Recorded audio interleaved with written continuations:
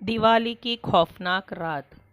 सब लोग ये तो जानते हैं कि दिवाली जगमगाती रोशनी और लाइट्स का त्यौहार है, पर जो ज़्यादातर लोग नहीं जानते वो ये है कि दिवाली की रात अमावस्या की रात होती है और हर अमावस्या की रात काली शक्तियाँ सबसे ज़्यादा ताकतवर हो जाती है।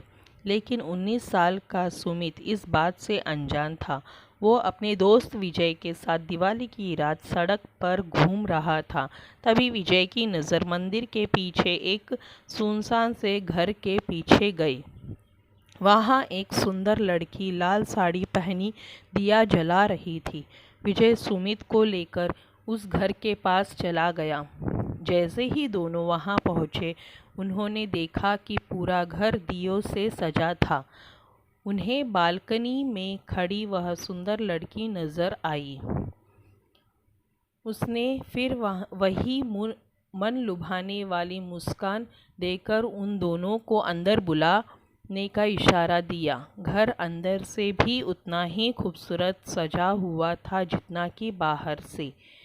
मेज़ पर खाने के लिए अलग अलग चीज़ें रखी हुई थी। सुमित मेज़ से एक लड्डू उठाकर खाने लगा, पर उसके हाथ से गलती से वह नीचे गिर गया। जैसे ही सुमित लड्डू उठाने के लिए नीचे झुका, उसने देखा कि मेज़ के नीचे एक भयानक काली परछाई थी, जो सुमित को देखते ही कहीं गायब हो गई। सुमित जैसे ही विजय को यह बताने ऊपर उठा, उसने देखा कि विजय सीढ़ियों के ऊपर खींचा चला जा रहा था। सुमित बेहद घबराने लगा था। फिर अचानक घर में पायल की आवाज़ आने लगी, जैसे कि कोई लड़की एक कमरे से दूसरे कमरे जा रही हो। सुमित उस आवाज़ के पीछे पीछे सीढ़ियों से ऊपर चला गया, लेकिन ऊपर जाते ही उसे कमरे के अंदर पंखे से लटकी हुई एक लाश दिखी।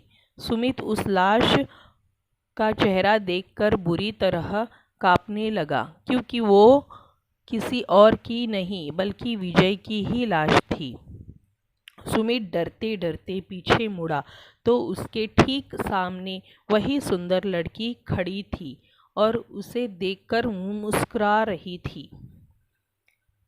पर इस बार सुमित को वह मुस्कान मन लुभाने वाली नहीं बल्कि बेहद डरावनी लग रही थी। अचानक घर की सारी लाइट्स बंद हो गई। वह घर धीरे धीरे खंडर में बदल गया। वह लड़की अब भी सुमित को देखकर मुस्कुरा रही थी। अचानक लाल साड़ी पहनी हुई उस लड़की के बाल सफ़ेद और लंबे होने लगे और आंखें एकदम लाल पड़ गई और चेहरा एकदम डरावना हो गया था। सुमित उसे देखकर एकदम सुन्न पड़ गया था। वह लड़की हाथ में चाकू लिए सुमित की तरफ बढ़ रही थी। सुमित ने किसी तरह अपना होश संभाला और बिना कुछ सोचे सीधा घर के बाहर भागने लगा। लेकिन वह लड़की अब भी सुमित के पीछे पीछे आ रही थी।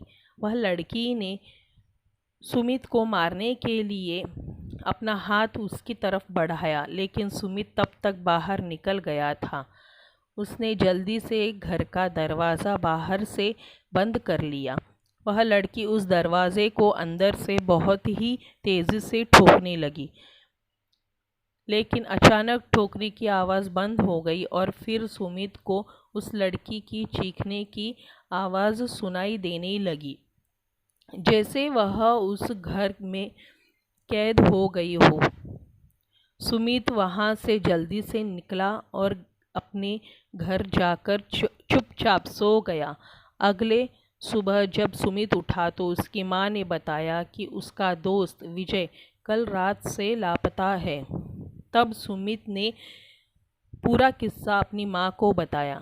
माँ ने उससे कहा कि कई साल पहले दिवाली की रात एक लड़की ने उस घर में आत्महत्या की थी।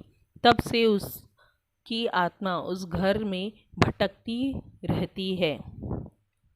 किसी को कभी पता नहीं चल पाया कि उसने आत्महत्या क्यों की थी और उस घर में कोई भी नहीं जाता। यह बात सुनकर सुमित पूरी तरह से हिल गया। वह यह यकीन नहीं कर पा रहा था कि जो कुछ भी उसके साथ हुआ वह एक बुरा सपना समझकर भूल जाए। पर उस रात के बाद उसका दोस्त विजय कभी वापस नहीं आया और सुमित को आज भी दिवाली की वो खौफनाक रात और उस लड़की की भयानक चीखें सुनाई देती है। दोस्तों, आपको हमारी ये भूतिया कहानी दिवाली की खौफनाक रात कैसी लगी? अगर अच्छी लगी हो तो इसी तरह की कहानियों के लिए चैनल को सब्सक्राइब करें, लाइक करें, शेयर करें। धन्यवाद।